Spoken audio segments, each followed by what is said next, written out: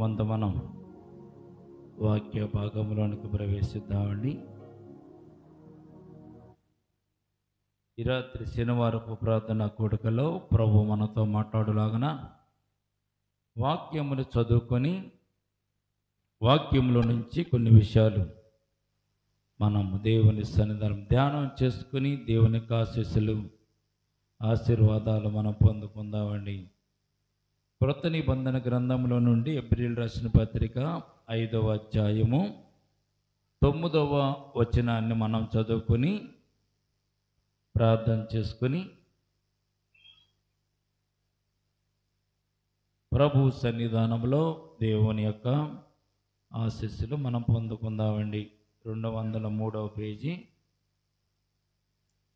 పాత నిబంధన గ్రంథపు పేజీలు చూడాలి, కొత్త నిబంధనలోకి వెళ్ళకూడదు. చదువుతున్నారు, జాగ్రత్తగా విందామండి. మరియు ఆయన సంపూర్ణ సిద్ధి పొందినవాడై మెల్కీసెదెకు యొక్క క్రమములో చేరిన ప్రధాన యాజకుడని దేవుని చేత పిలువబడి తనకు విధేయులైన వారికి అందరికీ నిత్య రక్షణకు కారకుడైన చాలింది.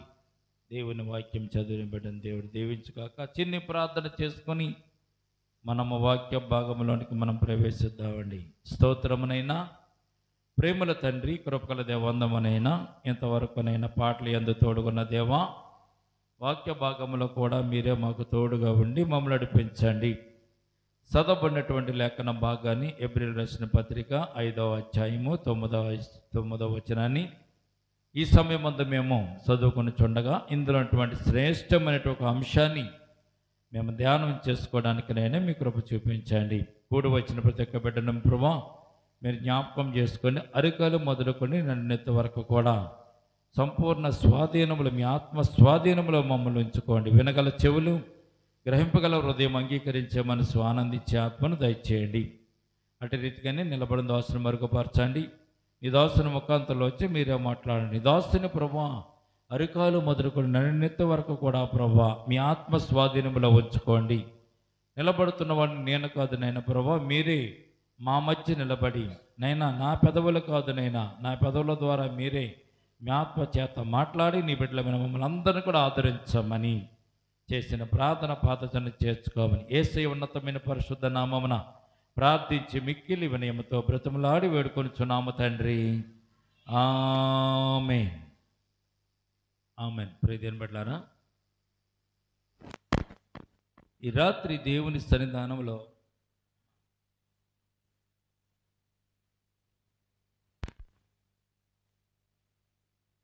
కొద్దిగా కూర్చోండి. కొద్దిగా ఇది దేవుని సన్నిధానము కనుక మనము మరి దేవుని సన్నిధానంలో మర్యాదగా క్రమముగా ఉండి దేవుని యొక్క ఆశీర్వాదాలు మనము పొందుకోవాలి. పరిశుద్ధ సన్నిధానం అని మనమే మరి దేవుని దగ్గరికి వస్తున్నాం కనుక మనం క్రమాన్ని నేర్చుకోవాలి. మనతో పాటు మన బిడ్డలకు కూడా క్రమాన్ని నేర్పించాలి. ఈ రాత్రి మానవునికి ఉన్నటువంటి అవసరాలు,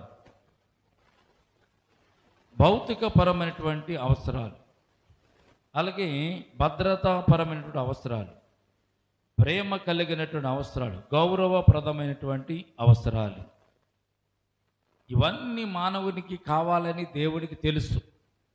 అందుకే అన్నిటిలోనూ దేవుడు తన కృపను మనకు చూపిస్తూ ఈ లోకంలో బిడ్డలమైన మనందరిని కూడా ఆయన ఆశీర్వదిస్తూ దీవిస్తున్నట్టుగా పరిశుద్ధ గ్రంథంలో మనం చూడగలుగుతున్నాం. ఈ రాత్రి మానవునికి అవసరతలలో చాలా అవసరతలు ఉన్నాయి మనకి. ఈ అవసరతలను గౌరవప్రదమైన అవసరత, ప్రేమ కలిగిన అవసరత, భద్రతాపరమైన అవసరత, భౌతికమైనటువంటి అవసరతలు చాలా ఉన్నాయి. అయితే ఈ అవసరతలన్నీ కూడా మనకి తీర్చడానికి పరలోకం నుంచి యేసుక్రీస్తు ప్రభులు వారు ఈ భూమి మీదకి దిగి వచ్చారు అనేటువంటి సత్యాన్ని మొట్టమొదటిగా మనము జ్ఞాపకం చేసుకోవాలి. దేవుడు మన అవసరతను ఎప్పుడు తీరుస్తాడు?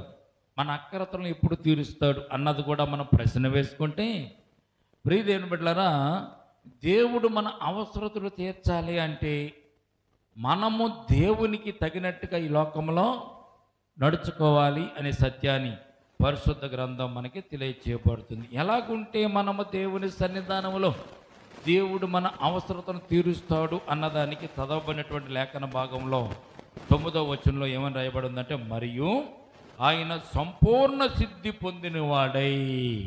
ఎవరండి? యేసుక్రీస్తు ప్రభుల వారు సంపూర్ణ సిద్ధి పొందిన వాడై ఈ లోకంలో ఆయన జీవించాడు. ఆయన బిడ్డలుగా ఆయన మన అవసరతలు తీర్చాలంటే మనం కూడా ఏం చేయాలి? అటువంటి సంపూర్ణ సిద్ధి మనము కూడా పొందుకుని లోకంలో జీవించాలి. అటువంటి సంపూర్ణ సిద్ధి పొందుకోవడానికి మనం ఏం కలిగి ఉండాలో ఈ రాత్రి కొద్ది మాటలు మనము పరిశుద్ధ సన్నిధానంలో మనం జ్ఞాపకం చేసుకుంటాం. ప్రియమైన బిడ్డలారా, యేసుక్రీస్తు ప్రభువారు ఈ లోకంలోనికి ఆయన రావలసిన అవసరత ఏముంది? మొట్టమొదటి అవసరత పాపాలు క్షమించడానికి ఆయన ఈ లోకానికి వచ్చాడు. ఆయనకు రాకముందు ఈ లోకంలో యాజకులు ఉన్నాడు, ధర్మశాస్త్రం ఉంది, బలులు ఉన్నాయి, అర్పణలు ఉన్నాయి. ఇవన్నీ ఉండగా కూడా పాపము చేసినవాడు బలులు అర్పించేవాడు, పాపము చేసేవాడు దేవుని సన్నిధానానికి వెళ్ళి ధర్మశాస్త్రాన్ని పఠిస్తూ ధర్మశాస్త్రం అనుసారంగా నడుచుకునేవాడు, పాపము చేసినవాడు అర్పణలను అర్పిస్తూ దేవుని సన్నిధానంలో కృప పొందుకునేవాడు. ఇవన్నీ కూడా మానవుని జీవితంలో మేలులు అనుగ్రహించలేకపోయాయి. మానవుడికి కావలసినటువంటి అదొక సంపూర్ణ సిద్ధిని బలులు ఇవ్వలేకపోయినాయి, ధర్మశాస్త్రం ఇవ్వలేకపోయింది, అర్పణలు ఇవ్వలేకపోయినాయి. అలాగే ఈ లోకంలో జీవిస్తున్నటువంటి వారికి ఉన్నటువంటి యాజకులు కూడా వారికి సంపూర్ణ సిద్ధిని కలుగ చేయలేకపోయారు. కనుక మానవుడు సంపూర్ణ సిద్ధి పొందితేనే కానీ ఈ లోకంలో దేవుని యొక్క ఆశీస్సులు ఆశీర్వాదాలు పొందుకోలేడు. కనుక ప్రియదేవుని బిడ్డలారా, యేసుక్రీస్తు ప్రభువారు ఈ లోకానికి దిగి రావాల్సి వచ్చింది. దేవునికి స్తోత్రం కలుగునుగాక.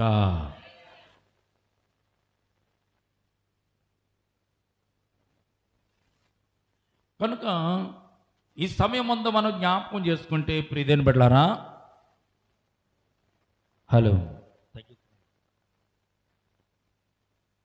కనుక ఈ లోకంలో మనం దేవుని బిడ్డలుగా దేవుని యొక్క ఆశీస్సులు ఆశీర్వాదాలు పొందుకోవాలంటే మనము సంపూర్ణ సిద్ధి కలిగిన వారుగా ఈ లోకంలో ఉంటే భద్రతాపరమైనటువంటి అవసరతలు దేవుడు, భౌతికపరమైన అవసరతలు దేవుడు మనకు తీరుస్తాడు అనేటువంటి సత్యాన్ని పరిశుద్ధ గ్రంథం మనకి తెలియచేయబడుతుంది. ఎప్పుడు మనం సంపూర్ణ సిద్ధి పొందుకుంటాము అన్నది కూడా మనం ఆలోచన చేస్తే ప్రియమైన బిడ్డలారా, ఈ సంపూర్ణ సిద్ధి ఎందుకు మనం కలిగి ఉండాలంటే సంతృప్తి పొందుకోవడానికి సంపూర్ణ సిద్ధి మనము కలిగి ఉండాలి. అందుకే యోబు గ్రంథము 1వ అధ్యాయము 21వ వచనంలో యోబు సంతృప్తి కలిగి దేవునిలో మాట్లాడుతున్నటువంటి ఒక మాటను ఈ సందర్భంలో మనం జ్ఞాపకం చేసుకుందామండి. యోబు గ్రంథం తేండి, కీర్తనలకు ఎడమ పక్కన ఉంటుంది. జాగ్రత్తగా చదవమ్మా. నేను నా తల్లి గర్భంలో నుండి దిగంబరుని ఉచితిని, దిగంబరునై అక్కడికి తిరిగి వెళ్ళుదును. దేవుడు ఇచ్చాడు, దేవుడే తీసుకుని పోయెను. యెహోవా నామమునకు స్తుతి కలుగునుగాక అంటున్నాడు ఇక్కడ యోబు గారు. యోబు భక్తుడికి ఉన్నటువంటి సంతృప్తి ఎక్కడుందో తెలిసింది. ఏదైతే మనకు లేకుండా పోతుందో, లేని దానికోసం మనం అరులు చూస్తూ, లేని దానికోసం మనం చింతిస్తూ, లేని దానికోసం మనం బాధపడుతూ, టెన్షన్ తెచ్చుకుని, బీపీలు తెచ్చుకుని ఈ లోకంలో మనం జీవిస్తూ ఉంటాము. అలా జీవించే వారిని బైబిల్ ఏమంటుందంటే సంతృప్తి లేనివారు అని బైబిల్ చెప్తుంది. నువ్వు సంతృప్తి కలిగి ఉంటే, ఉన్నా కానీ లేకపోయినా కానీ నువ్వు దేవునిలో ఏం చేస్తావండి? ఆనందిస్తావు అనేటువంటి సత్యాన్ని పరిశుద్ధ గ్రంథం మనకు తెలియజేయబడుతుంది. యోబు సంగతి మనం చదువుకున్నాం కదా. అప్పటికే యోబుకున్నటువంటి స్థితి ఎటువంటిదో తెలుసా? అంతకుముందు యోబు ధనములో కానీ గౌరవంలో కానీ అందనంత ఎత్తులు యోబు ఉన్నాడు. ఆ యోబు ఉన్నటువంటి ప్రదేశం అంతట్లో కూడా యోబు ఉన్న ప్రాంతం అంతట్లో కూడా అందనంత స్థితిలో యోబు ఉన్నాడు. అటువంటి ఆశీర్వాదాలు దేవుడిచ్చాడు. అటువంటి గౌరవప్రదమైనటువంటి దీవెనలు దేవుడు యోబుకి దయచేశాడు. దయచేసిన తర్వాత దేవుడు ఆశీర్వాదం ఇచ్చినప్పుడు సంతోషించాడు, దేవుడు దయ చూపించినప్పుడు సంతోషించాడు, దేవుడు తనకి ఇచ్చినటువంటి భోగభాగ్యాలను బట్టి సంతోషించాడు. ఒకే రోజున పిల్లలను పోగొట్టుకున్నాడు, ఆస్తి పోగొట్టుకున్నాడు, గొర్రెలను పోగొట్టుకున్నాడు, గుడ్లు పోగొట్టుకున్నాడు. తనకున్న సంపద అంతా కూడా ఎలాగపోయిందంటే నాటకంలో ఉన్నట్టుగానే ఒక్కసారే ఒక్క రోజులోనే తనకున్న సంపద అంతా పోయింది. పిల్లలు చనిపోయారు, సేవకులు కూడా చనిపోయారు ఒక్క రోజులోనే. అటువంటిప్పుడు సేవకులు వచ్చి యోబుతో చెప్పినటువంటి మాటలను బట్టి యోబు మామూలుగా అయితే కృంగిపోవాలి, వెంటనే గుండాగి చనిపోవాలి. కానీ యోబు జీవితం ఎటువంటిదంటే సంతృప్తి కలిగినటువంటి జీవితం యోబు జీవితం. ఎందుకంటే ఆ సంతృప్తి యోబులో ఉన్నది కనుకనే సంపూర్ణ సిద్ధి పొందుకున్నాడు. కనుకనే యోబుకు ఉన్నటువంటి ఆలోచన ఏంటో తెలుసండి, ఇది నాకు దేవుడిచ్చాడు, ఇదంతా దేవుని దయ వల్ల నేను పొందుకున్నాను. ఆస్తి పోయింది, పిల్లలు పోయినారు, సేవకులు పోయారు, పిల్లలు చనిపోయారు అనుకోండి, వీళ్ళందరూ చనిపోయారు, అంతా నా దగ్గర నుంచి తీసివేయబడింది. పర్లే, ఇవన్నీ తీసివేయబడినా కానీ నాకెవరున్నారు? నా దేవుడు నాకు తోడుగా ఉన్నటువంటి సంతృప్తి యోబులో ఉంది. కనుక యోబు ఏడవలేదు, బాధపడలేదు. యోబు తన జీవితంలో దేవునిని నిందించలేదు. దేవునికి స్తోత్రం కలుగునుగాక. సంతృప్తి అనేది ఎలాగుంటుందో తెలుసండి, మనకు ఉన్నా లేకపోయినా, తిన్నా తినకపోయినా, బాధలు పడ్డా బాధలు పడకపోయినా, కష్టాలు అనుభవించినా సుఖాలు అనుభవించినా, ఒకవేళ ఇవన్నీ మనకు దూరం అయిపోయినా కానీ ఇవన్నీ క్షణకాలం ఉండేటటువంటి భోగభాగ్యాలు. కానీ దేవుడు నాకు తోడుగా ఉన్నాడు అనేటువంటి ఆలోచన యోబులో ఎప్పుడైతే ఉందో యోబు జీవితం సంతృప్తి కలిగినటువంటి జీవితంగా ఉన్నట్టుగా మనం చూస్తున్నాం. ప్రియమైన బిడ్డలారా, ఈ రోజున మనకు సంతృప్తి లేకపోతాం, అభద్రతా భావం రావడానికి గల కారణం ఏమిటంటే మనకున్నటువంటి బాధలను బట్టి, కష్టాలను బట్టి, అవసరతను బట్టి ఏం చేస్తున్నామంటే మనం సంతృప్తిని పొందలేకుండా పోతున్నాం. దేవుడు మనకు తోడుగా ఉండేటటువంటి సంతృప్తి కంటే ఈ లోకంలో భోగభాగ్యాలు అంతకంటే గొప్పవేమీ కాదు. ప్రియమైన బిడ్డలారా, భౌతికపరమైనటువంటి భద్రత, ఆరోగ్యపరమైన భద్రత, వనరులకు సంబంధించిన భద్రత, ఉద్యోగపు భద్రత, భవిష్యత్తులో ముందు కాపుదల భద్రత, ఇవన్నీ కూడా దేవుడు మనకు ఇవ్వడానికి ఇష్టపడుతున్నాడు. మొట్టమొదటిగా నీవు ఏం చేయాలి తెలిసింది, పరిపూర్ణమైనటువంటి సంపూర్ణ సిద్ధి నీవు పొందుకుని లోకంలో సంతృప్తి కలిగి జీవిస్తూ ఉంటే ఇవన్నీ నీకు దగ్గరగా ఉన్నట్టుగానే దేవుడు నీకు దయచేయవాడుగా ఉన్నాడు. దేవునికి స్తోత్రం కలుగునగాక. ఈ సంతృప్తి అనేది ఎలాగొస్తుందంటే అపోస్తలుడు పౌలు గారు చక్కని ఒక మాట మనకు తెలియజేస్తారు. 2 కొరింథీయుల రాసిన పత్రిక 11వ అధ్యాయము 23వ వచనాన్ని మనం ఒకసారి జ్ఞాపకం చేసుకుంటే 23వ వచనంలో పౌలు గారు ఇక్కడ చెప్పినటువంటి మాటలను ఒకసారి జ్ఞాపకం చేసుకుందాం. చూడండి, 11వ అధ్యాయం 2 కొరింథీయుల రాసిన పత్రిక 23 నుంచి మనం చూసినట్లయితే పౌలుకు ఉన్నటువంటి సంపూర్ణ సిద్ధి, పౌలు కలిగినటువంటి సంపూర్ణటువంటి మరి సిద్ధిని ఇక్కడ మనం చూడగలదు. 11వ అధ్యాయము 23వ వచనం నుంచి మనం చూసినట్లయితే చదవండి.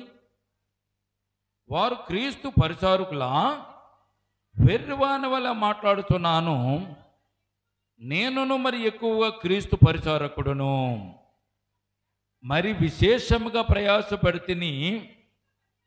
జాగ్రత్తగా అండర్లైన్ చేయాలి. మరి అనేక పర్యాయములు చెరసాలలో ఉంటిని, అపరిమితంగా దెబ్బలు తింటిని, అనేక మారులు ప్రాణాపాయములో ఉంటిని, యూదుల చేత 5 మారులు ఒకటి తక్కువ 40 దెబ్బలు తింటిని, 3 మారు బెత్తములతో కొట్టబడితిని, ఒకసారి రాళ్లతో కొట్టబడితిని, 3 మారు వాన పగిలి శ్రమపడితిని, ఒక రాత్రి పగలు సముద్రములో గడిపి తిని, అనేక పర్యాయములు ప్రయాణములోను, నదులైనటువంటి ఆపదలలోను, దొంగల వలనటువంటి ఆపదలోను, నా స్వజనుల వలనటువంటి ఆపదలోను, అన్యజనులైనటువంటి ఆపదలోను, పట్టణముల ఆపదల్లోను అరణ్యములో ఆపదలోను, సముద్రముల ఆపదలను, కపట సహోదరుల వలన ఆపదలను ఉంటిని అని చెప్తున్నాడు పౌలు గారు. అంటే ఇందులో ఎక్కడైనా సుఖం కనబడుతుందని? సుఖం కనబడతలా. అయినా కానీ పౌలు దేవుని యొక్క సువార్తను ప్రకటించడానికి, దేవుని సువార్తను ప్రకటించడానికి భారం వేసుకుని తిరుగుతున్నప్పుడు చెరసాలలో ఉన్నాడంట, దెబ్బలు కొట్టబడ్డాడంట, ప్రాణాపాయంలో ఉన్నాడంట, 39 దెబ్బలు 5 సార్లు తిన్నాడంట, రాళ్లతో కొట్టబడ్డాడంట. అలాగే వాట పగిలి ఆపదలో ఉన్నాడంట, ప్రాణాపాయ పరిస్థితులు అనేక మార్లు ప్రయాణం చేశాడు. అయినా కానీ ఈ ఆపదలన్నీ అయిన తర్వాత మరలా సువార్తకు దండయాత్రకు పౌలు గారు ప్రయాణమై వెళ్తున్నారు. దేవునికి స్తోత్రం కలుగునుగాక. అక్కడ యోబు ఏదైతే మాట చెప్పాడో దేవుడే ఇచ్చాడు, దేవుడే తీసుకుని వెళ్ళిపోయాడు. ఇందులో ఏమాత్రము నేను అర్హుణ్ణి కాదు, నిమిత్తం మాత్రం ఎలాగైతే చెప్పాడు. పౌలు గారు కూడా ఎన్ని శ్రమలు, ఎప్పుడైనా మీరు శ్రమ పడ్డారా? ఎప్పుడైనా ప్రాణాపాయంలో ఉన్నారా? ఎప్పుడైనా కొరడాలతో దెబ్బలు తిన్నారా? ఎప్పుడైనా రాళ్ళతో మీరు దెబ్బలు తిన్నారా? ఎక్కడైనా మీరు హింసలు పొందారా? ఇక్కడ బైబిల్లో ఒక మాట ఉంటుంది చూడండి. స్వజనులైనటువంటి ఆపదల్లోను, అన్యజనులైన ఆపదల్లోను, పట్టణంలో ఆపదలోను, అరణ్యంలో ఆపదలోను, ఎన్ని ఆపదలు అపోస్తులైన పౌలు గారి మీదకు వచ్చినా కానీ పౌలు వాటిని అన్నింటిని పక్కన పెట్టేసి వాటిని చూడటం లేదు. పౌలు ఎవరిని చూస్తున్నాడు? యేసుక్రీస్తు ప్రభువులు వారిని చూస్తున్నాడు. దేవునికి స్తోత్రం కలుగునుగాక. సంపూర్ణ సిద్ధి అంటే ఇది. ఉన్నప్పుడు లేనప్పుడు కూడా సంతోషించేవాడు, సంపూర్ణ సిద్ధి పొందుకునేవాడు. మన చేతిలో కొంత డబ్బు వచ్చింది అనుకోండి, కొంత ధనం వచ్చింది అనుకోండి, ఆ రోజున ఎంతో సంతోషంగా ఉంటాం. ఎలాగుంటాం? తినే విషయంలో, త్రాగే విషయంలో, కొనుక్కునే విషయంలో చాలా ఆనందంతో మునిగి తబ్బిబ్బైపోతూ ఉంటాం. ఎంతో సంతోషం. చూసే వాళ్ళకి అర్థమవుతుంది, ఏదో వచ్చి ఉంటుంది, అలాగే డబ్బులు అంతకెంత ఆనందంగా ఉన్నాయి అని. అయితే ప్రియమైన బిడ్డలారా, ఇది ఎంతకాలం ఉంటుంది ఈ ఆనందం? కొన్ని రోజులే. నెల రోజులు ఉంటే చాలా అదృష్టమే. నెల రోజులు కూడా ఉండదు ఈ ఆనందం. డబ్బులు అయిపోతాయి, అయిపోయిన వెంటనే మరలా మనకు అవసరతలు గుర్తొస్తాయి, అవసరతలు గుర్తొస్తే మరలా మనము కృంగిపోతాము. ఇది సంపూర్ణ సిద్ధి కాదు. సంపూర్ణ సిద్ధి అంటే ఎలాగుంటుందో తెలుసండి?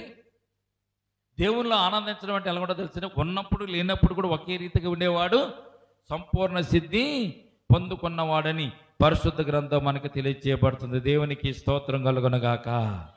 ఈ లోకంలో యేసుక్రీస్తు ప్రభువుల వారి లోకానికి రావడానికి గల కారణం అదే.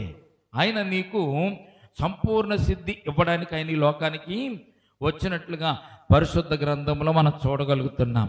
దేవునికి మనము మన హృదయాన్ని, మన ప్రాణాన్ని, మనకున్నటువంటి పరిస్థితులన్నింటినీ కూడా దేవునికి అప్పగించి దేవుడు చెప్పినట్టుగా మనం నడుచుకుంటూ ఉంటే ప్రియమైన బిడ్డలారా, ఆ సంపూర్ణ సిద్ధిని దేవుడు మనకు అనుగ్రహిస్తాడు. లేదు అని మనం బాధపడే కంటే, రాదు అని మనం బాధపడే కంటే, నాకు నా దేవుడు ఉన్నాడు చాలు అనేటువంటి తృప్తి కలిగి మనం లోకంలో జీవిస్తూ ఉంటే దేవుడు అనేకమైన అవసరతో మనకు తీర్చుబాటుగా ఉన్నాడని పరిశుద్ధ గ్రంథం మనకు తెలియజేయబడుతుంది. కనుక ఈ రాత్రి మనం ఒక విషయాన్ని జ్ఞాపకం చేసుకుందామండి. చూడండి, ఒక వ్యక్తిని మనం జ్ఞాపకం చేసుకుని ఈ రాత్రి మనము ముందుకు వెళ్దాం. చూడండి, దానియేలు గ్రంథంలో వారిని ఒక్కసారి జ్ఞాపకం చేసుకుంటే అందులో ఉన్నటువంటి చిన్న అంశాన్ని మనం టూకీగా మనం చదువుకుందామండి. చూడండి, 730 పేజీ చూడండి, 730 పేజీ దానియేలు గ్రంథంలో. ఇక్కడ మనం జ్ఞాపకం చేసుకున్నట్లయితే, ఇక్కడ మనం చూసినట్లయితే ఆశ్చర్యమైనటువంటి విషయం చూడండి. 3వ అధ్యాయము 16, 17 వచనాలు చదువుతాం ఒకసారి. 3వ అధ్యాయము 16వ వచనం, 17వ వచనం ఇక్కడ మనం చదువుతాం చూడండి. ఇక్కడ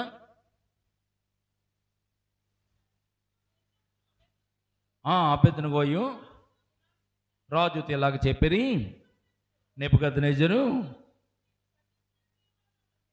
ఇందును గూర్చి ప్రత్యుత్తరం ఇవ్వాలనే చింత మాకు లేదు. మేము చేయించుతున్నటువంటి దేవుడు మండుచున్న వేడిమి గల అగ్నిగుండములో నుండి మమ్మను తప్పించి రక్షించుటకు ఆయన సమర్థుడు, మరియు నీ వశమున పడకుండా ఆయన మమ్మును రక్షించును. చాలు, దేవునికి స్తోత్రం కలుగునుగాక.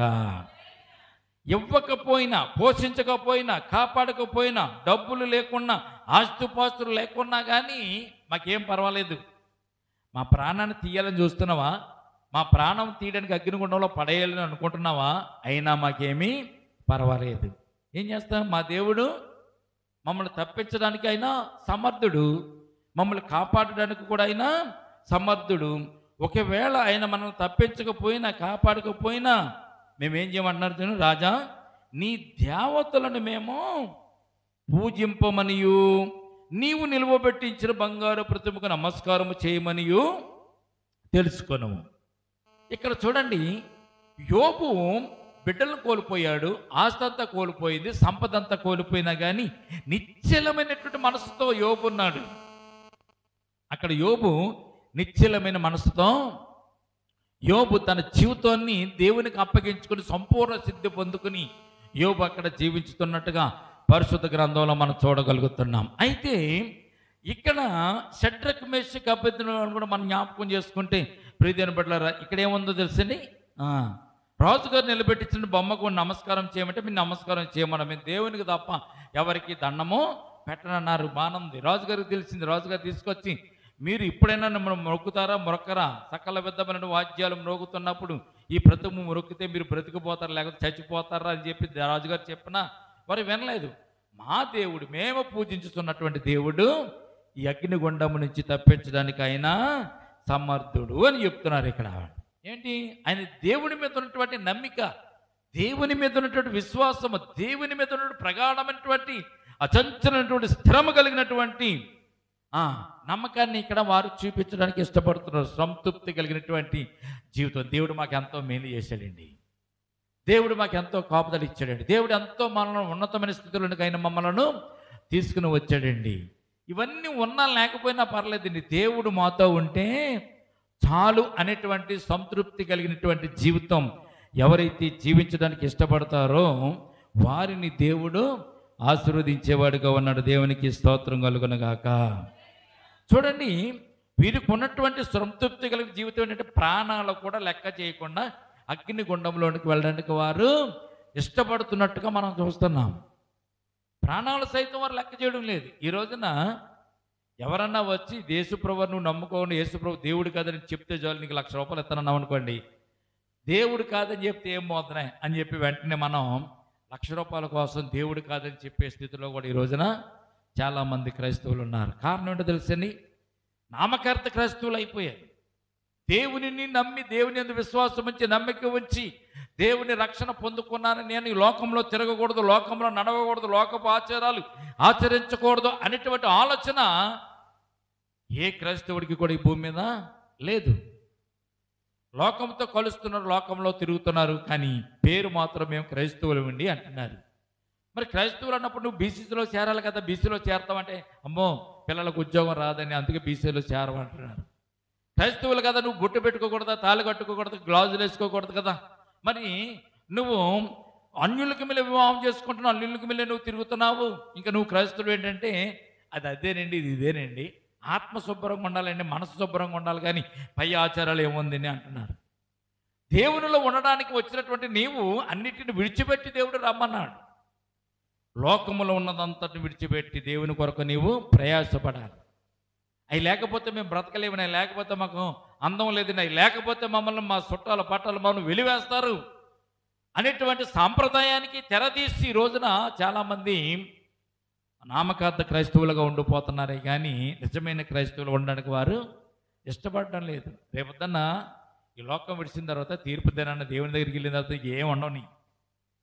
ఇక్కడ నువ్వు పెట్టుకున్నా బాగుంది, ఇక్కడ ధరించుకున్నా బాగుంది, ఇక్కడ కొట్టుకున్నా బాగుంది, కానీ పరలోక రాజ్యంలో తీర్పు దినానికి వెళ్ళిన తర్వాత ఇక్కడ నువ్వు ధరించుకున్న ఏమీ కూడా అక్కడ పని చేయవు, ఉండవు. మరి అటువంటిప్పుడు ఇక్కడ నువ్వు నామకార్థంగా జీవించడం ఎందుకు? చాలామంది అనుకుంటూ ఉంటారు ఈ లోకంలో దేవుడు మనసును చూస్తాడు కానివ్వండి, పై వస్త్రాలు చూడటం కాదండి అంటాడు. మనసుని చూస్తాడు, నీ మనసులో ఉన్న ఆలోచనలు కూడా చూస్తాడు. నీ మనసులో ఉన్నట్టు ఆలోచన ఎలాగుంటుంది? బంగారం మీద ఉంటుంది, వస్తువుల మీద ఉంటుంది, నువ్వు కట్టుకునేటువంటి బట్టల మీద ఉంటుంది నీ మనసు అంతా. మరి అటువంటి మనస్సు దేవుడికి ఎలాగ అనుకూలంగా ఉంటుంది? అనుకూలంగా ఉండదు. సంతృప్తి కలిగినటువంటి జీవితం, సంతృప్తి కలిగినటువంటి జీవితాన్ని మనం జీవించాలంటే దేవుడు తప్ప నాకేం వద్దండి. యేసు ప్రభు తప్ప నాకేమీ అవసరం లేదండి అనేటువంటి స్టేజ్లోకి వచ్చేయాలి అని తినకుండా మానేయకూడదు, కొట్టుకోకుండా మనకి అయిన మామూలే. కానీ ప్రియమైన బిడ్డలారా, ఇక్కడ షడ్రక్ మేషక్ అబేద్నెగో గారు వారు తిన్నారు, కొట్టుకున్నారు, ఉన్నారు, జీవించారు ఇవన్నీ. కానీ ఆపద వచ్చినప్పుడు వారు దేవునిని విడిచిపెట్టి రాజుగారి వైపుకు వారు తిరగలేదు. ఎవరితో ఉన్నారు? దేవునితోనే ఉన్నారు. వారు మా దేవుడు రక్షించడానికి సమర్థుడు, కాపాడడానికి సమర్థుడు. ఆయన వచ్చి మమ్మల్ని కాపాడుతాడు, రక్షిస్తాడు. రాజా ఒకవేళ ఆయన మమ్మల్ని కాపాడకపోయినా రక్షించకపోయినా మేము మాత్రము నువ్వు నిలవబెట్టించినటువంటి విగ్రహానికి మొక్కమన్నారు. ఎందుకు? వారు దేవుడు మాకు తోడుగా ఉంటాడని నమ్మారు కనుక.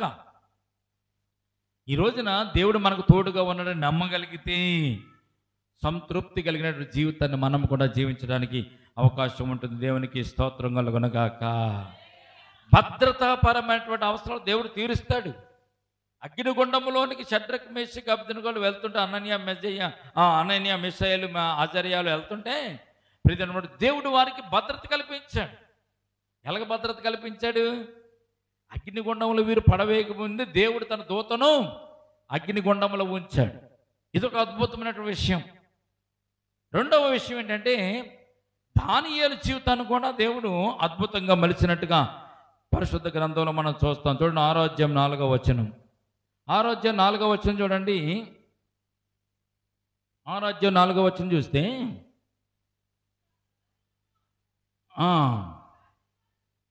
రాజ్యపాలన విషయంలో దానియేలు మీద ఏదైనా ఒక నింద మోపాలని ఉండి తగిన హేతువు కనిపెడుచుండగా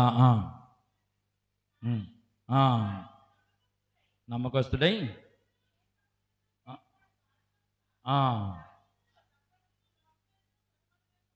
కొనగలేకపోయి ఆ మనుషులు దేవుని పద్ధతి విషయమే కానీ అనుకొనిరి.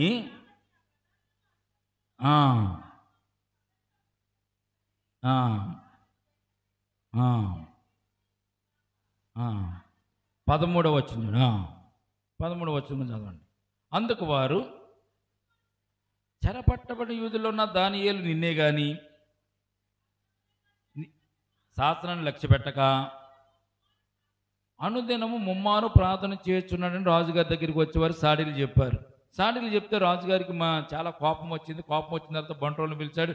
బంట్రోతులు పిలిచిన తర్వాత రాజుగారు ఏం చేశారంటే దానియేలుని తీసుకెళ్ళి సింహాల బోనులో వేసేయమని చెప్పారు. చరిత్ర అంతా మనకు తెలుసు కనుక ఇక్కడ మనం ఒకసారి జ్ఞాపకం చేసుకుందామని 17వ వచనం చూడండి. వారు ఒక రాయి తీసుకుని వచ్చి ఆ గుహద్వారమును వేసి దానిని మూసిరి మరియు దానియేలును గూర్చి రాజు యొక్క తీర్మానము మారునేమో అని రాజు ముద్రను అతని అధికారుల ముద్రను వేసి దానిని ముద్రించిరి. దేవునికి స్తోత్రం కలుగునుగాక. దానియేలు మీద తప్పు మోపాలంటే ఏ విషయంలోనూ తప్పు చేయడు, ఏ విషయంలోనూ పొరపాటు చేయడు. తన దేవుని విషయంలో తప్ప దానియేలుని మనము తప్పు పట్టుకోవడానికి అవకాశము లేదు.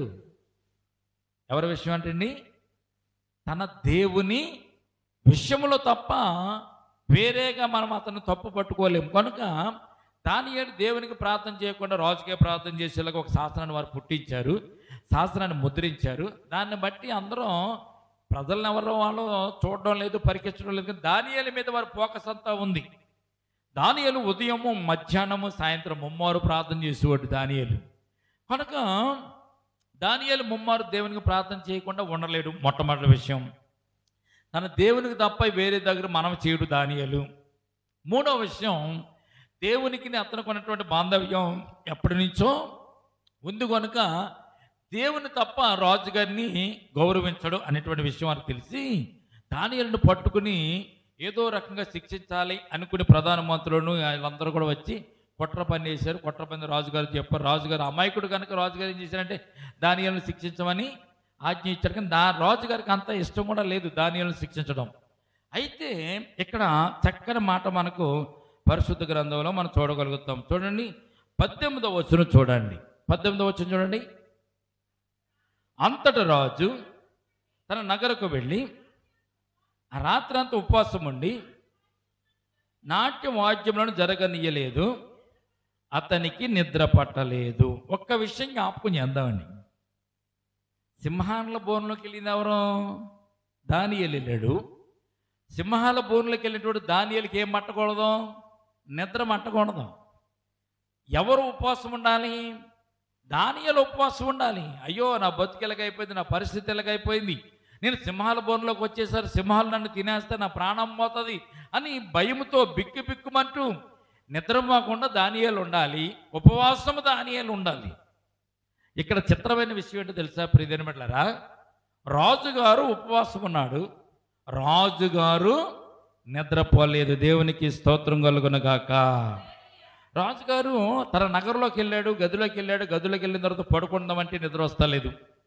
అంతలోకి సేవకులు వచ్చారు, అయ్యగారు భోజనం పెట్టమంటారు, వద్దు అన్నాడు. తర్వాత నిద్ర పట్టకపోవడం చూసి సేవకులు, అయ్యగారు మీకు నాట్యం చేయించమంటారా, నిద్ర వస్తుంది అన్నాడు. వద్దు అన్నాడు. ఇదేంటి, భోజనం తినలేదు, ఉపవాసం ఉన్నాడు, నిద్ర పట్టడం లేదు. ఎవరి గురించి ఆలోచిస్తున్నాడు? దానియేలు గురించి ఆలోచన చేస్తున్నాడు. ఎవరు? రాజుగారు. ఇప్పుడు ఎవరికైనా శిక్ష పడ్డదనుకో, శిక్ష పడ్డదరే తెల్లారేపు కానీ సింహాలు తినేస్తలే, మనకేం పర్లేదని రాజుగారు చక్కగా నిద్రపోవాలి. నిద్రపోవలసిన వాడు ఎవరు? రాజుగారు. ఉపవాసం ఉండవలసిన వాడు దానియేలు. నిద్ర పట్టకపోవడం దానియేలు వంతు, కానీ రాజుగారు వంతు కాదు. అక్కడ దానియేలు మాత్రం దేవుని సన్నిధానం, దేవదూత సన్నిధానంలో క్షేమముగా ఉన్నాడు. దేవునికి స్తోత్రం కలుగునుగాక. సంపూర్ణ సిద్ధి. దేవుడు భద్రతా అవసరతను తీరుస్తాడు అనేటువంటి సత్యాన్ని ఈ పరిశుద్ధ గ్రంథం మనకి తెలియజేస్తుంది. ఇటువంటి భద్రతా అవసరాలు తీరుస్తాడు. లోకంలో నీకు ఇటువంటి అవసరతలు ఉన్నా కానీ తీర్చగలిగిన వాడు ఆయనే. ఆయనలో నువ్వు ఆయన అవసరతలు, నీ అవసరతలు ఆయన తీర్చులాగా ఉండాలి అంటే నువ్వు సంపూర్ణ సిద్ధి కలిగి నీ లోకంలో జీవించడానికి నీవు ప్రయత్నం చేయాలి. దేవునికి స్తోత్రం కలుగునుగాక. ప్రియమైన బిడ్డలారా, నిద్రపోవలసింది రాజుగారు, ఉపవాసం ఉండవలసింది దానియేలు. దానియేలుకి నిద్ర పట్టకూడదు. కానీ ఇక్కడ ఆశ్చర్యమైన విషయం ఏంటో తెలిసింది. దానియేలుకు ఉన్నటువంటి సంపూర్ణ సిద్ధిని బట్టి, దానియేలుకు ఉన్నటువంటి పరిపూర్ణమైన సంపూర్ణ సంతృప్తిని బట్టి, నేను ఎక్కడ ఉన్నానా, దేవుడు నాకు తోడుగా ఉండాలి. సింహాలు నన్ను ఏం చేస్తాయి, అగ్నిగుండం నన్ను ఏం చేస్తుంది అని షడ్రక మేషకు అగ్నిగుండానికి భయపడలేదు. సింహాల బోనులోకి వెళ్తానికి దానియేలు కూడా భయపడలేదు. అసలు సింహాలకు ఉన్నటువంటి ఆ యొక్క శక్తిని మనం తర్వాత దానియేలు బయటకు వచ్చిన తర్వాత చూస్తే, దానియేలు మీద కుట్ర జంపనిన వారిని అందరినీ కూడా సింహాల గుహలో వేస్తుంటేనంట, సింహాల గుహలోనికి అడుగుకు రాకముందే సింహాలన్నీ వచ్చి వీరిని పట్టుకుని తిని పొడి చేసినట్లుగా పరిశుద్ధ గ్రంథంలో మనం చూడగలుగుతున్నాం. దేవునికి స్తోత్రం కలుగునుగాక. చూడండి, ఇక్కడ 24వ వచనం చూడండి. చిన్న మాట జ్ఞాపకం చేసుకుని మనం ముందుకు వెళ్దాం. రాజు ఆజ్ఞగా దానియేలు మీద నింద మోపిన మనుషులను వారు తోడుకుని వచ్చి సింహాల గుహలో పడదోసిరి, వారిని, వారి కుమారులను, వారి భార్యలను పడదోసిరి. ఇక్కడ అండర్లైన్ చేస్తే, వార గుహ అడుగునకు రాక మునిపి సింహముల పాలైరి. దేవునికి స్తోత్రం కలుగునుగాక. పడేసిన తర్వాత కిందకి వెళ్ళిన తర్వాత తిందామని అనుకోలేదంటే సింహాలు ఆ గుహలోనికి పడేస్తుండగానే ఎగిరి ఎగిరి మరీ పట్టుకుని వారిని అందరిని కూడా చంపేసినాయంట. మరి అయితే దానియేలును ఆ గుహలో పడవేసినప్పుడు సింహాలు దానియేలును ఏమి చేయకపోవడం కారణం తెలిసింది. దానియేలు సింహాల గుహ దగ్గరికి వచ్చేసరికి దేవుడు తన దూతను సింహాల దగ్గర కావలి ఉంచాడు. దేవునికి స్తోత్రం కలుగునుగాక. దేవుని ప్రణాళిక నీకంటే ముందుగా, ఆపద కంటే ముందుగా దేవుని ప్రణాళిక మన కొరకు కాచుకుని ఉంటుందని సత్యాన్ని మొట్టమొదటిగా మనం జ్ఞాపకం చేసుకోవాలి. ఎంత భద్రత అండి అది! దేవుళ్ళు మనం జీవిస్తున్నప్పుడు ఎంత భద్రత దేవుడు ఇస్తాడు, ఎంత కాపుదల మనకి ఇస్తాడు. దేవునిలో పరిపూర్ణమైనటువంటి నమ్మకాన్ని, విశ్వాసాన్ని మనం వచ్చి సంపూర్ణ సిద్ధితో మనం లోకంలో జీవిస్తూ, నాకు నా దేవుడు ఉన్నాడు చాలు. చిన్నపిల్లలు ఏమనుకుంటారు, దారంటే కుక్క వస్తుందని, పక్కనమ్మ తండ్రి ఉన్నాడు, లేకపోతే పక్కన తల్లి ఉంది, కుక్క వస్తుంది, ఏమనుకుంటాడు, ఆ కుక్క నన్ను ఏం చేస్తుంది, మా పక్కన మా అమ్మ ఉంది, మా డాడీ ఉన్నాడు అనుకుంటాడు. వీళ్ళు ఎవ్వరు లేనప్పుడు కుక్క వస్తుంది అనుకోండి, దారంటాను, ఇడేం చేస్తాడు అక్కడ, కుక్కను చూసి కేరకాయలు ఆడతాడు, వెనక పరిగెత్తుకొస్తాడు, లేకపోతే ఏడుస్తాడు అక్కడ కూర్చుని. అదే తల్లి కానీ తండ్రి కానీ ఉన్నప్పుడు ఏడవలసిన పని ఆడికి లేదు. కారణం ఏంటంటే తల్లి పక్కన ఉంది, తండ్రి పక్కన ఉన్నాడు. కుక్కని కట్టగలిగిన వాడు నా తండ్రి, కుక్కను తరమగలిగిన వాడు నా తండ్రి. నా తండ్రిని చూసి కుక్క పరిగెడుతుంది, కానీ కుక్కను చూసి నా తండ్రి పరిగెత్తడు. నేనైతే పరిగెత్తుతాను కానీ నా తండ్రి పరిగెత్తడు అనేటువంటి ధైర్యము ఆ సంపూర్ణ సిద్ధిలో కలుగుతూ ఉంటుంది. దేవునికి స్తోత్రం కలుగునగాక. ఈ రాత్రి ప్రియమైన బిడ్డలారా, మనము దేవుని యొక్క అవసరతలు, దేవుడు తీర్చగలిగిన అవసరతలు మనం తీర్చుకోవాలనుకుంటే మనము సంపూర్ణ సిద్ధి కలిగి మనం ఈ లోకంలో జీవించాలని సత్యాన్ని పరిశుద్ధ గ్రంథం మనకు తెలియచేయబడుతుంది. రాజుగారికి రాత్రి నిద్ర పట్టలేదు, వాయిద్యాలు వాయించనివ్వలేదు, భోజనం కూడా తినలేదు, ఉపవాసం అన్నాడు. ఎప్పుడు తెల్లారుతుందని పన్నుకొట్టుకుని కళ్ళు కాయలుగా అసలు చూసి 5 గంటలుగా లేచే సింహాల బోను దగ్గరికి పరుగున వచ్చాడు. సింహాల బోను దగ్గరికి వచ్చిన తర్వాత రాజుగారు దానియేలుని పిలుస్తున్నటువంటి ఒక పిలుపుని మనం చదువుకుందాం. ఒకసారి చదవండి, ఒకసారి 20 వచ్చింది చదవండి.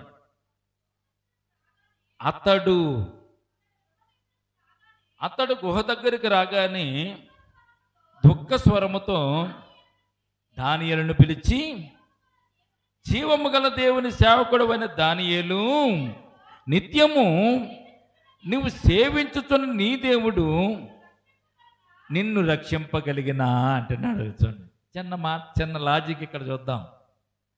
రాజుగారు ఎక్కడికి వచ్చాడు? సింహాల గుహ దగ్గరికి వచ్చాడు.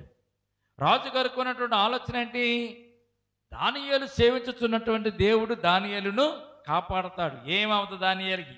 ఉదయం వెళ్ళి నేను దానియేలును పలకరిస్తాను. చనిపోతాడు, సింహాలు తినేస్తుంటాయి అనుకుంటే రాజుగారు వచ్చి దానియేలును పలకరించేవాడే కాదు. లోయలో పడిపోయాడండి. పడిపోయిన తర్వాత మాట్లాడడం లేదు, మాట్లాడతారు లేదంటే అర్థం ఏంటి? చనిపోయాడని అర్థం. సింహాల గుహలో పడవేసిన తర్వాత ఎవడు కూడా బతికి బయటకు వచ్చిన లేదు అంతవరకు కూడా. రాజులు సింహాల గుహలను ఎందుకు ఏర్పాటు చేస్తాడు రాజ్యంలో అంటే, శత్రువులు ఎవరన్నా వచ్చినప్పుడు వారు పారిపోకుండా ఉండడానికి వారిని పట్టుకుని బంధిస్తే పంతకాల నుంచి ఒకవేళ పారిపోవచ్చని సింహాలకు ఎరగా వేసేసేవారు శత్రువులు రాజులు ఆ రోజుల్లో, ఆ కాలంలో. అందుకు సింహాల గుహలను ఏర్పాటు చేసి అండర్ గ్రౌండ్లో సింహాల గుహను తవ్వించి ఆ సింహాలకు అప్పుడప్పుడు ఆహారం వేసేవారు. శత్రువులు వచ్చినప్పుడు వారిని మాత్రం పట్టుకుని తీసుకొచ్చి గుహలోకి పడేసేవారు అన్నమాట. అంతా ఆ స్థితిలో ఎప్పుడు కూడా అందులో పడేసిన వాడు బయటికి రావడం అన్నది రాజుగారికి తెలియదు. అంతకుముందు ఏ రోజులు పడేసిన వాడు బయటికి రాలేదు, ఎప్పుడు కూడా రాలేదు. సింహాల బోన్లో పడేసామంటే వాడు చనిపోయినట్టు లెక్క, వాడిని లెక్కల్లోంచి కొట్టేసేవారు. కానీ దానియేలు జీవితంలో దేవుడు చేసిన గొప్ప ఆశ్చర్యమైన కార్యం ఏంటో తెలిసింది. సింహాల గుహలో పడవేసిన ఆ బోనులో నుంచి దేవుడు దానియేలును బయటికి రప్పించి, అందుకే రాజుగారికి ఉన్నటువంటి గొప్ప ఆలోచన తెలిసింది. గుహ దగ్గరకు రాగానే దుఃఖ స్వరముతో దానియేలుని పిలిచాడంటే అర్థం ఏంటి? పలుకుతాడనేగా. పిలిచాడు అంటే పలుకుతాడనే. అంటే రాజుకు కూడా ఎంత ఆశ్చర్యమైనటువంటి దేవుని మీద నమ్మకమో తెలుసా ప్రియమైన బిడ్డలారా? గొప్ప నమ్మకం రాజుకు కూడా. దానియేలు దేవుడు గొప్పవాడు. అందుకే కలలభావం చెప్పగలిగిన వాడు దానియేలు. వచ్చిన కలభావం చెప్పాడు, మర్చిపోయిన కలభావం చెప్పాడు. ఆ కలభావం చెప్పిన తర్వాత దానియేలును రాజుగారు గౌరవించాడు. ఆ విషయాలను రాజుగారికి మనసులో ఉన్నాయి.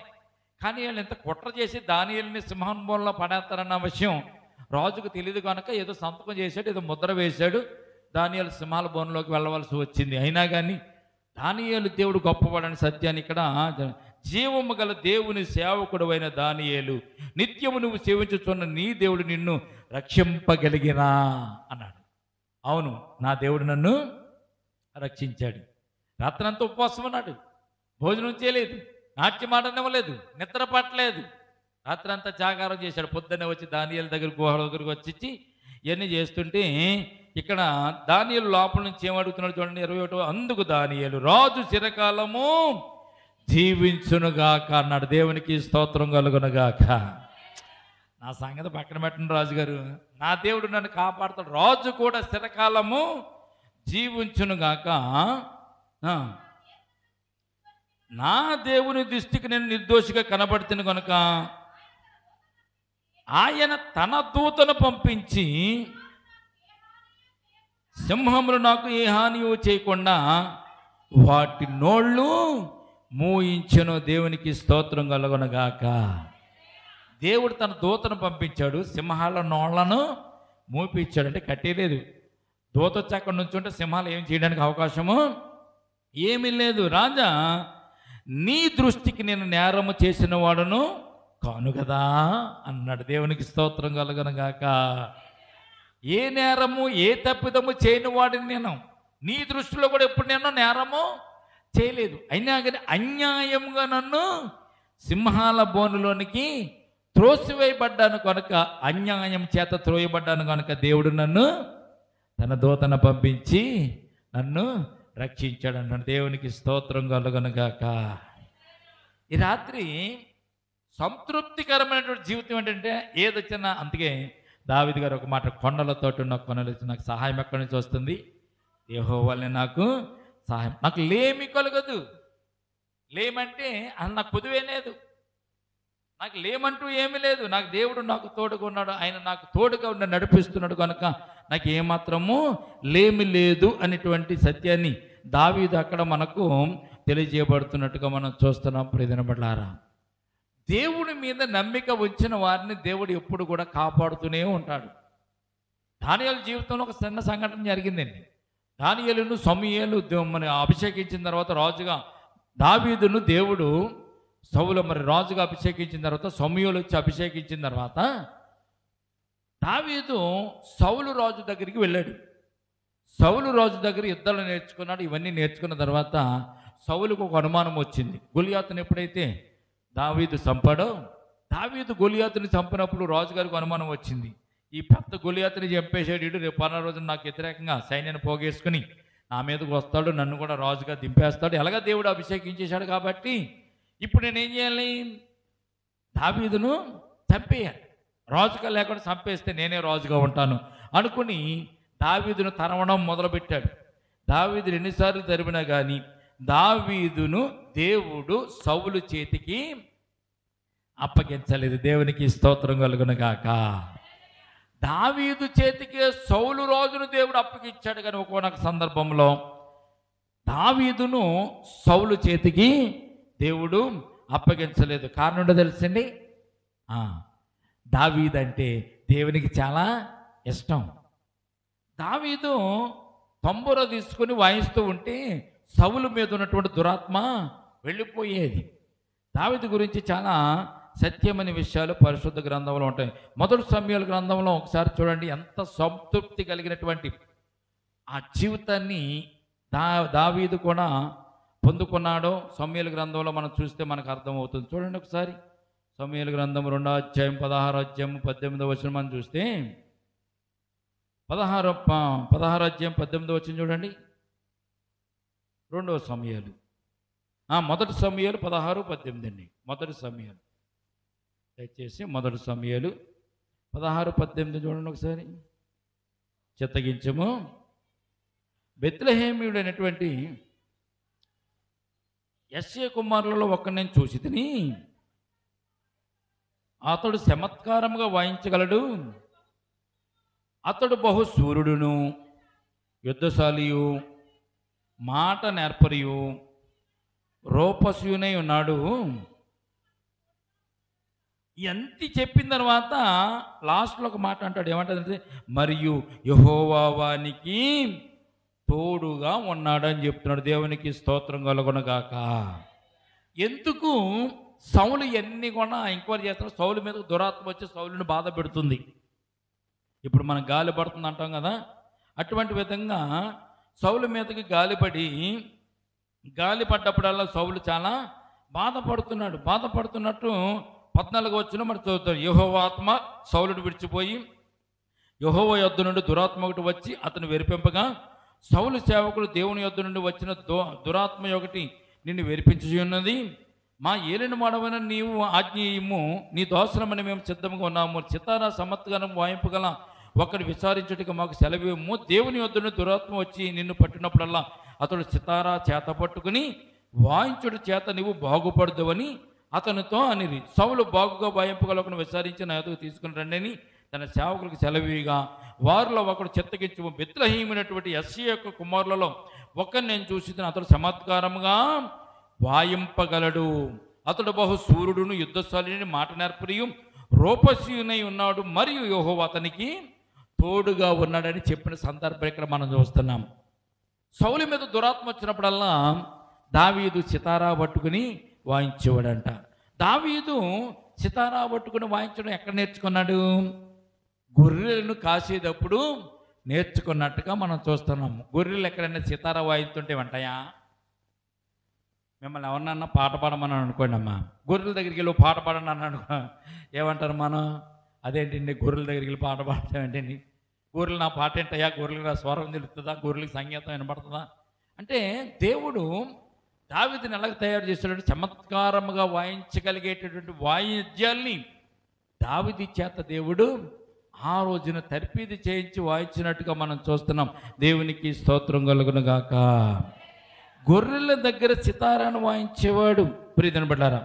అలాగే వాయించూ ఉంటే గొర్రెలు కూడా ఇనేవంట.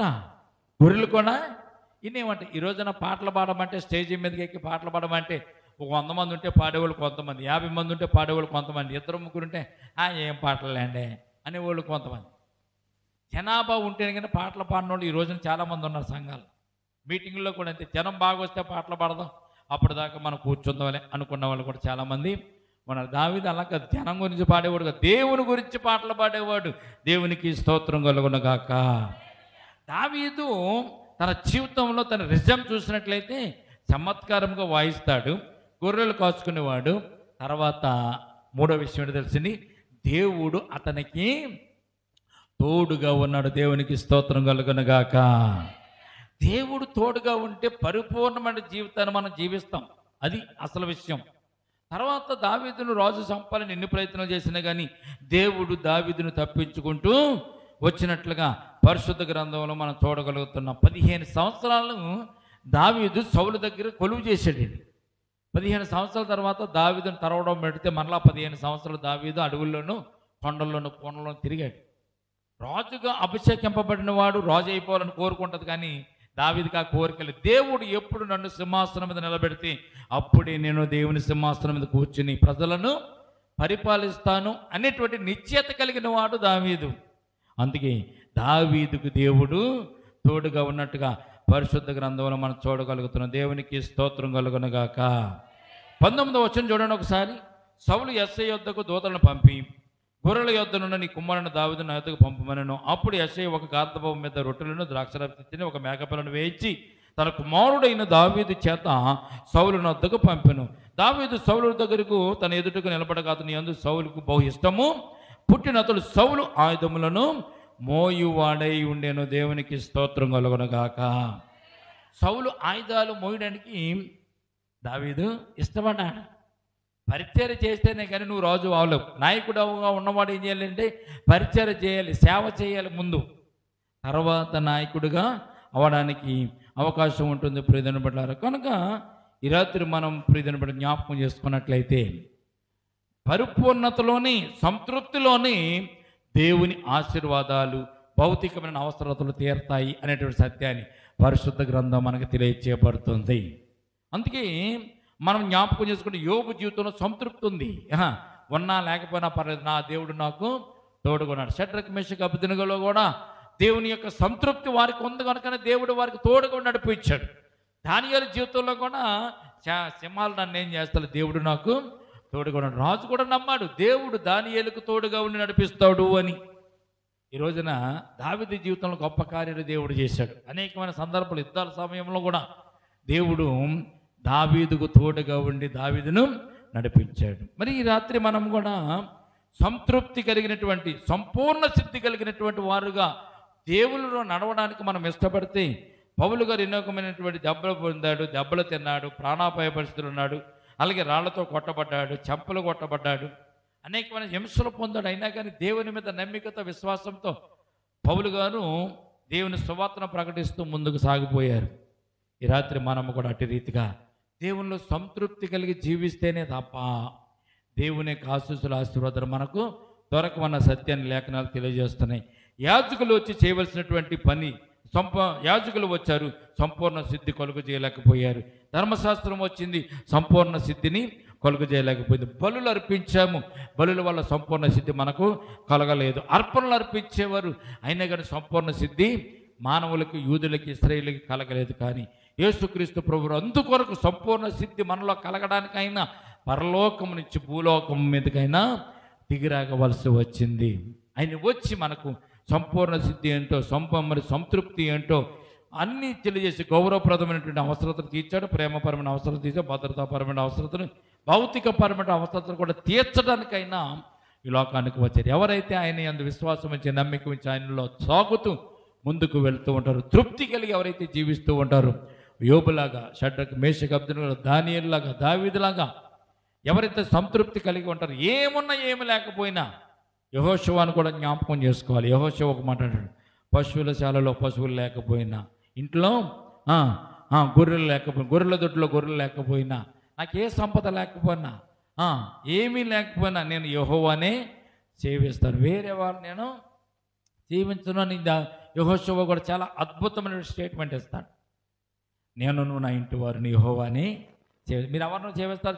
అద్దరు ఉన్నటువంటి దేవతలను పూజించారు మీ పితరులు, వారిని పూజిస్తారా? లేకపోతే విగ్రహాలను పూజిస్తారు? ఎవరినైనా పూజించుకోండి, నేను నా ఇంటి వారిని యెహోవాను మాత్రమే సేవిస్తామని యెహోషువ తన స్టేట్మెంటు చాలా చక్కని స్టేట్మెంట్ ఇస్తాడు. ఈ రాత్రి మనం కూడా సంపూర్ణ సిద్ధి పొందుకుని సంపూర్ణతలో మనం నడుస్తూ సంపూర్ణ సంతృప్తిని కలిగి మనం లోకంలో జీవిస్తూ, దేవుడు నాకు తోడుకున్నాడు, నాకు చాలు, ఇంకేమీ అవసరం లేదు అని కనుక నీవు ఉండగలిగితే, ప్రియదేవబట్టారా, దేవుడు అనేకమైన ఆశీస్సులు, ఆశీర్వాదాలు మనకు ఆయన కలిగి, మనకున్న అవసరతలు ఎన్నో ఉంటాయి, ఎన్నో ఇబ్బందులు ఉంటాయి, ఎన్నో అవసరతలు ఉంటాయి. అయినా కానీ వాటన్నిటి నుంచి తప్పించగలిగిన వాడు యేసుక్రీస్తు ప్రభువుని సత్యాన్ని మనం జ్ఞాపకం చేసుకుని ముందుకు వెళ్దాం. ఈ కొద్ది మాటలు దేవుడు దీవించి మనలను ఆశీర్వదించునుగాక.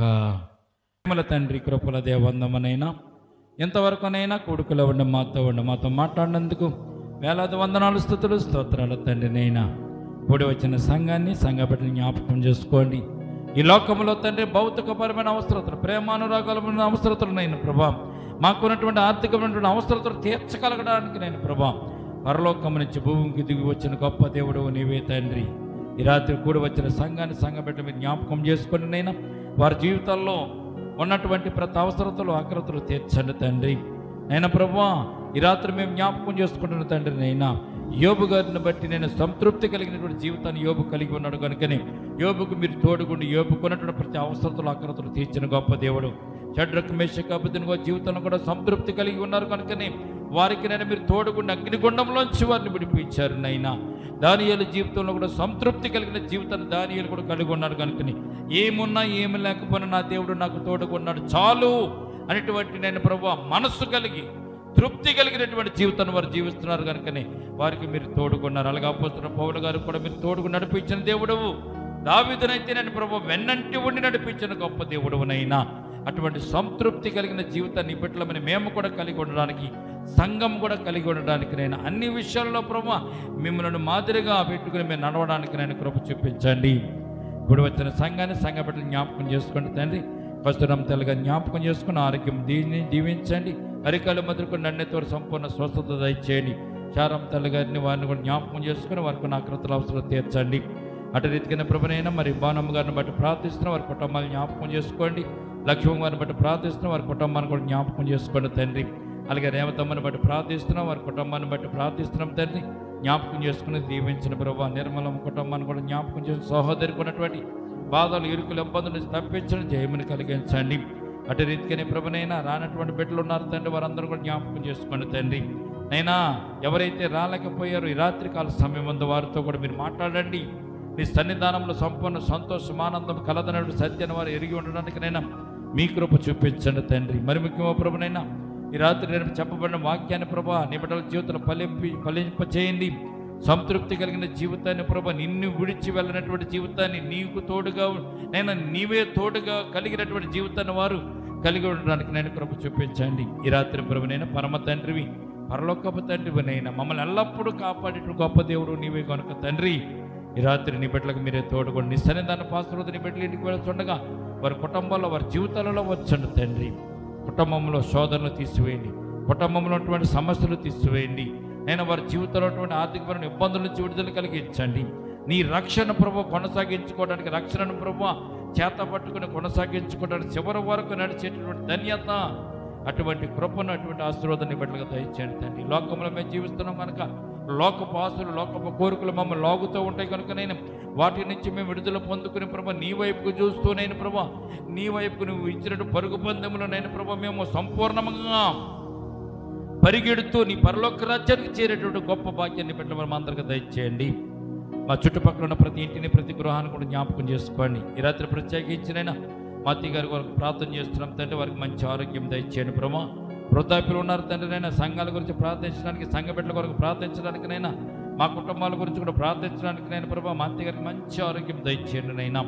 అరికాలు మొదలుకొని నన్నెత్తి వరకు సంపూర్ణ స్వస్థత మీరు అనుకరించండి. అలాగే ప్రభు నన్ను, నా కుటుంబాన్ని కూడా జ్ఞాపకం చేసుకోండి, నా బిడ్డలు జ్ఞాపకం చేసుకోండి ప్రభు. ఏదైనా ప్రభు సంతృప్తి కలిగిన జీవితాన్ని మేము జీవించడానికి అట్టి నేను ప్రభు కాపుదల కృప నీ బిడ్డలు మనం అందరికీ దయచేయండి తండ్రి. సంఘం అంతటి పైన మీ కృపను అనుకరించండి. ఈ రాత్రి ప్రభు ఎవరున్నా ఎవరు లేకపోయినా, కలిమిలో ఉన్నా, లేమిలో ఉన్నా, కష్టాల్లో ఉన్న, ఇబ్బందుల్లో ఉన్న, ఇరుకులో ఉన్న తప్పించగలిగిన వాడు నా దేవుడు నాకు తోడుగా ఉన్నాడు, నా కుడి పక్కన ఆయన నాతో పాటు ఉన్నటువంటి సత్యాన్ని ప్రభు ఎరిగి నేను ఈ లోకంలో మేము జీవించడానికినైనా అటువంటి విశ్వాసంలో మేము ముందుకు సాగడానికి నీ కృప చూపించండి. కొన్ని పనులు ఆలస్యం అవ్వచ్చు, కొన్ని కార్యములు లేట్ అవ్వచ్చు, అయినా కానీ తండ్రి సమస్తము నెరవేర్చగలిగిన గొప్ప దేవుడు నీవే. నీ అందే విశ్వాసం వచ్చి మేము ముందుకు సాగడానికి కృప చూపించమని ఈ రాత్రి నేను ప్రభుని నన్ను, నా కుటుంబాన్ని కూడా జ్ఞాపకం చేసి, సంఘ బిడ్డలు జ్ఞాపకం చేసుకొని, చిన్న బిడ్డలు ఉన్నారు తండ్రి, వారికి మీరు తోడుగొడిన ఆరోగ్యం దయచేయండి. నేను లోకంలో నేను ప్రభు అనారోగ్యాలు పెంచి పెరిగిపోతున్నాయి తండ్రి. వైరల్ ఫీవర్లు, డెంగ్యూ జ్వరాలు, టైఫాయిడ్ జ్వరాలు అయినా ప్రతి ఒక్కరిని కూడా పట్టి పీడిస్తూ హాస్పిటల్కి తీసుకువెళ్ళిపోతున్నాయి తండ్రి. దేవ ఈ రాత్రి మేము ప్రార్థిస్తున్నాం. సంఘ బిడ్డల చుట్టూ మీకు కంచి వేసి కాపుదలు దయచేయండి. ఎవరికి ఇటువంటి అనారోగ్యం రాకుండా ప్రభునైనా మీ దక్షిణస్తం చాచి, గాయపడిన హస్తం చాచి ప్రతి ఒక్క బిడ్డను మీరు ముట్టి స్వస్థపరిచి ఆరోగ్యం దయచేయండి. శనివారం ప్రార్థన కూడి కట్టే ప్రార్థన అవసరతలు తీర్చే కూడుక కనుక తండ్రి, ఈ రాత్రి ఎవరైతే నీ సన్నిధిలో ప్రార్థించారో, మేము ఎవరి కొరకైతే ప్రార్థించామో ఆ ప్రార్థనని ఫలింపచేసి రేపటి దినాన గొప్ప సాక్ష్యాన్ని వారు కలిగి ఉండడానికి కృప చూపించమని ఈ రాత్రి అంతా నేను ప్రభు మీ ఆత్మచేత నీ బిడ్డలమైన మమ్మల్ని అందరూ కూడా నింపి నడిపించుదురుగా. కానీ యేసయ్య ఉన్నతమైన పరిశుద్ధ నామమున ప్రార్థించి మిక్కిలి వినయముతో బ్రతిమలాడి వేడుకొనుచున్నాము తండ్రి, ఆమేన్. మన తండ్రి అయిన దేవుని ప్రేమయు, కుమారుడైన యేసుక్రీస్తు కృపయు, పరిశుద్ధాత్మని సహవాసము ఇప్పుడు ఎల్లప్పుడూ ప్రభుత్వ పర్యంత సంఘమునకును మనకును సదాకాలము తోడు నీడగుండునుగాక. ఆమేన్. అందరూ చెప్దామా? యేసు రక్తమే ఇచ్చే, ప్రవేశ రక్తమే ఇచ్చే, యేసు నామమున సంపూర్ణ విజయం కలుగునుగాక. ఆమేన్, ఆమేన్.